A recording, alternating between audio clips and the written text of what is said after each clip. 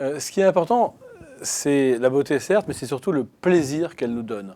Parce que ce plaisir-là, c'est un plaisir au cœur duquel on est enfin capable de s'écouter. Là, quand je dis que c'est beau en parlant d'une chanson, en parlant d'un tableau, en parlant d'un paysage ou d'un monument, je ne dis pas que c'est beau parce qu'on m'a dit que c'est beau, ou alors, si je dis ça parce qu'on me l'a dit, c'est que je n'ai pas une vraie émotion esthétique. En revanche, quand ça s'impose à moi, le sentiment du beau, enfin, je suis capable d'écouter mon émotion et je dirais tout simplement de me faire confiance. Donc c'est important parce que c'est une manière de réapprendre à s'écouter. Or, aujourd'hui, on a de plus en plus de mal à se repérer dans la société parce que les critères traditionnels volent en éclats.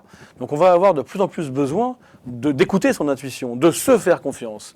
Ben, je crois que le moment d'émotion esthétique, c'est un moment où on réapprend à se faire confiance, à se dire, voilà, le critère, c'est ce que ça me fait. Si ça me fait du bien, si ça me fait quelque chose d'intéressant, si mon émotion me remplit, alors elle est un critère suffisant pour que je décide que c'est beau.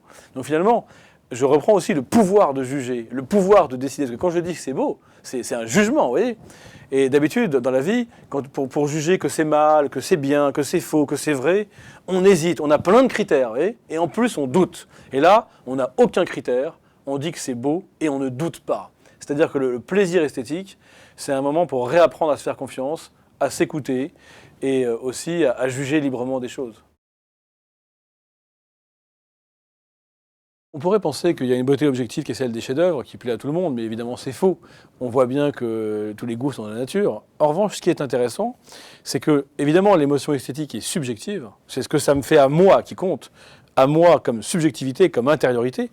Mais quand je dis que c'est beau, remarquez, écoutez la phrase, c'est beau. C'est pas moi je trouve ça beau. Je dis c'est beau.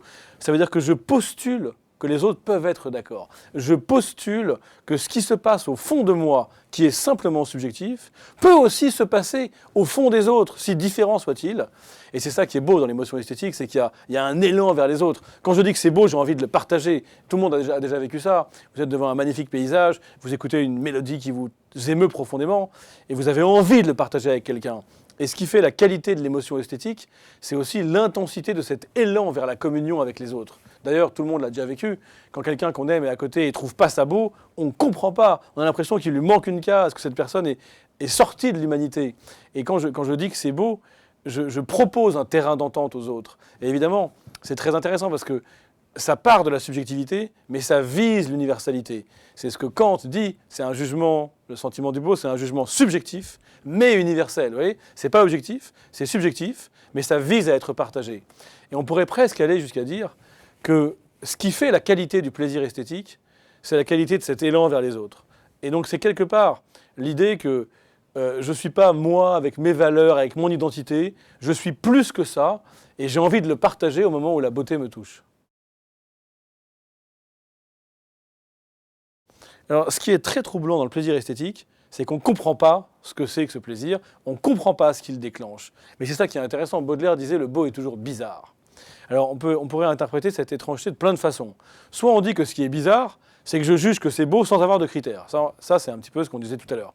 Soit on dit que dans la beauté, j'arrive à accueillir le mystère des choses.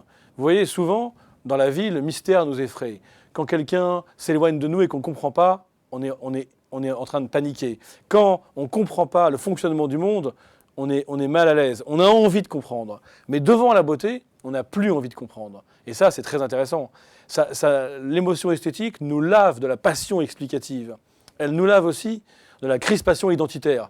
Je me découvre autre. Si je suis capable, moi, petit bourgeois légaliste, d'adorer l'esthétique du parrain de Coppola, c'est qu'en fait, je ne suis pas exactement celui que je croyais.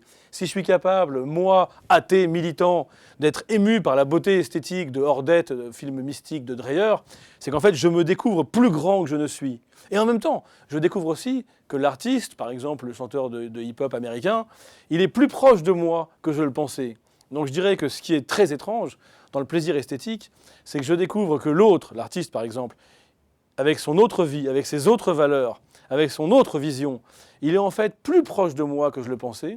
Et dans le même temps, je découvre que moi, je suis plus complexe que je le croyais. Je ne m'accroche pas à ma petite identité mesquine.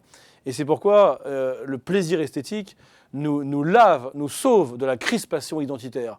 Il nous apprend à découvrir et à entendre que nous sommes complexes, multiples, contradictoires, éclatés, et que c'est pas grave, et que même c'est bien, et qu'on peut s'aimer dans sa multiplicité, c'est-à-dire au fond dans son mystère.